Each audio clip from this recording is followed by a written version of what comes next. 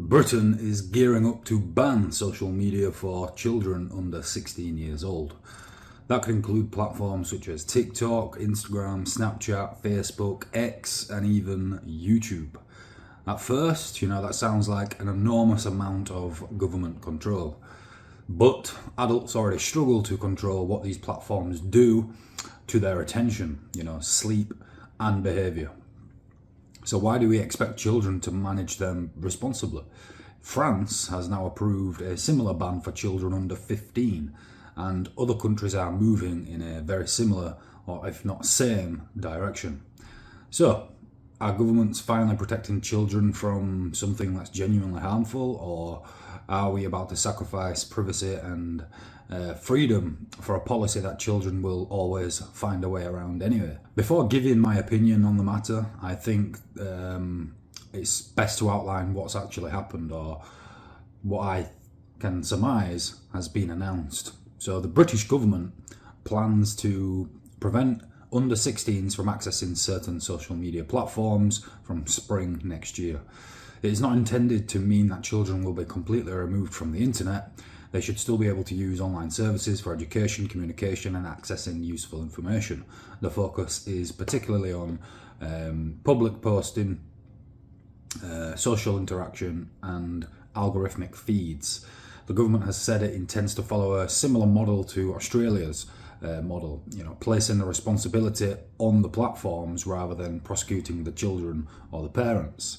Exactly how the age checks will work is still one of the major unanswered questions. The official fact sheet says the restrictions are intended to begin in spring of 2027, while children should retain access to safe online learning and communication services. Then France has gone slightly younger. French lawmakers have approved a ban for children under 15 years old, with the law intended to take the same effect from September. So this is not just one British government having an unusual idea. It's becoming the norm around the world, an international argument about whether social media is compatible with a healthy childhood. France's parliament approved an under 15 social media restriction on the 21st of July 2026, so a mere 2 days ago, intended to begin on the 1st of September, although questions remain around the constitutional review, EU compatibility and enforcement. So why does the idea make sense, or does it make sense? My immediate reaction is that the principle makes sense. Social media platforms are not neutral libraries where children calmly select useful information or content, then put down their phone and go about their daily lives. They are businesses designed to keep your attention, to keep people watching, scrolling, clicking, sharing, returning, and engaging. Adults understand that and still lose entire evenings from it. We tell ourselves we're going to watch one video, and then 1 hour later you're still scrolling. 45 minutes, 1 hour, 2 hours disappears without you even realizing. We reach the phone without consciously deciding to do so. We open apps without consciously deciding to do so. We struggle to sit through a film or read a book or spend 10 minutes without some, instant gratification or stimulation. And these are adult brains with at least some understanding of what's happening. Children are still developing their judgment, their emotional control and sense of identity, yet we place an infinite stream of comparison and controversy, entertainment, strangers directly into their hands. Ofcom have said platforms need to go further in protecting children, including stronger age restrictions and safeguards against grooming and harmful material. It also is investigating whether TikTok's age systems adequately identify and protect younger users. Parents are competing against algorithms, and from my experience, in most cases the parents are losing. The standard response is usually parents should simply control what their children use, and parents absolutely have responsibility. You cannot hand a child an unrestricted smartphone, take no interest in what they are doing, and then blame every problem on the technology company.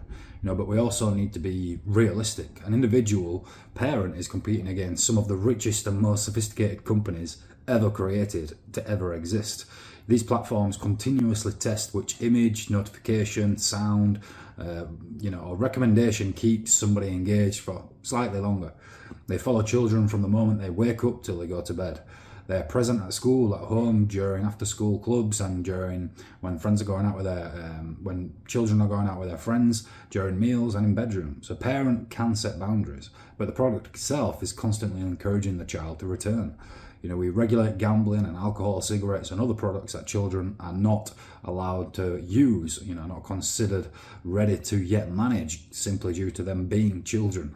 It'd be unwise to allow a 10-year-old child to have a bottle of vodka and 20 cigarettes, So it's reasonable to at least ask why algorithmically driven social media should be treated as something completely different.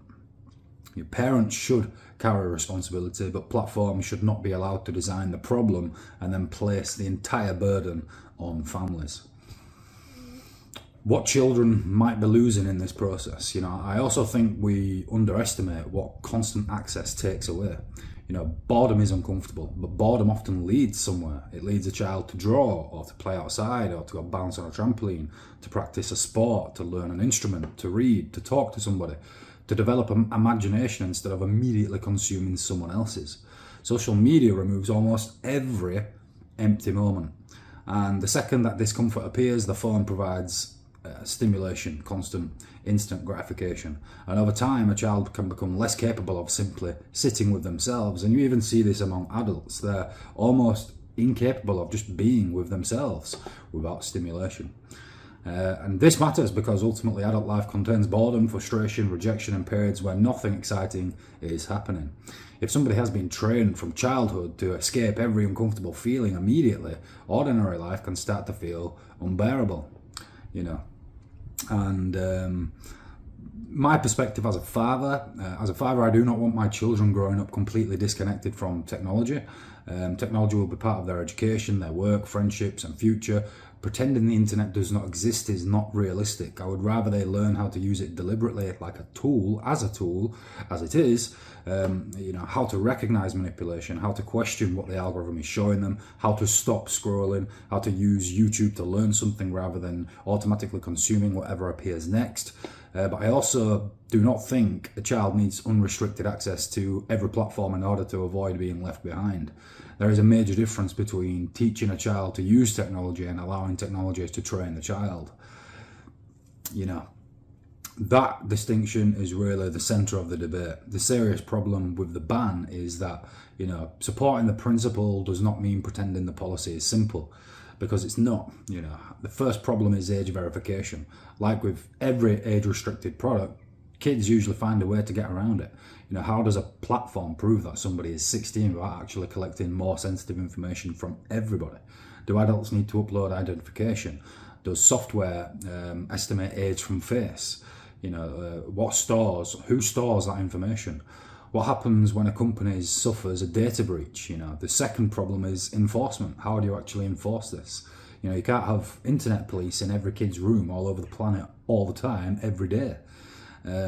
Teenagers are extremely good at finding ways around restrictions. It's how it's always been.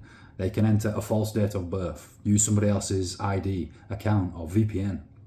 And if mainstream platforms become inaccessible, some children may move towards smaller, less regulated spaces. So the third issue would be that social media is not purely harmful. Young people use it to maintain friendships, find communities, learn skills, and discover opportunities. A teenager who feels isolated in the physical world may find genuine support online. So a blanket ban may protect children from certain harms whilst also removing some benefits. Recent UK research has found that online age restrictions can increase public interest in VPNs and generate privacy concerns around age verification systems. Research on Australia's restrictions also suggests some teenagers actively experiment with ways to evade platform controls. Who verifies your age? A ban cannot be the entire solution. Even if the ban works perfectly, I think it only removes something. It does not automatically give children a healthier life. If we take away TikTok and Instagram but leave children with nowhere safe to go, nothing meaningful to do, and nobody available to guide them, we have only created then an empty space. The space needs filling with either sport, art, clubs, libraries, youth programs, time with family. Time with family is a massive thing which But most parents have to work, both parents these days, so time with family is very few and far between. The wider political landscape needs to change, the wider financial landscape needs to change, a lot of things need to change. You know, kids need to be able to be safe in public spaces, and more young people these days are not feeling safe in public spaces. They need opportunities to build competencies and real friendship. You know, children do not only use social media because the algorithms hypnotize them. They also use it because it's where they find friends and entertainment, and it's where communities are, and it's where some young people have found success, mega success. The offline world has to have something to offer that's worth returning to, essentially. You cannot give children their childhood back by legislation alone. You have to build a childhood worth living online. My final thoughts on this entire matter is that ultimately I think the government is right to recognise that children should not be expected to defend themselves against products deliberately designed and built to dominate their attention. I do not believe in unrestricted algorithmic social media as essentially a healthy thing for children or childhood, or even adults for that matter. But the policy will only ever deserve support if age verification protects people's privacy. Enforcement targets platforms rather than families at home, and children retain access to some useful stuff on the internet, because the internet, when used as a tool, is very good. Most importantly, I think banning social media cannot become an excuse to stop addressing what children actually need in the real world. You know, protecting children online matters, but so does giving them a place where they can go and do sport or be creative or be part of a community, receive guidance, and belong to something meaningful that's offline. The aim should be to not raise children who fear technology. It should be to raise children who can use technology without being controlled by it. This is Jake O'Neill Talks, honest commentary on modern life. Do you support an under 16-year-old ban on social media, or do you think it gives the government and technology companies too much control? Let me know what you think in the comments below.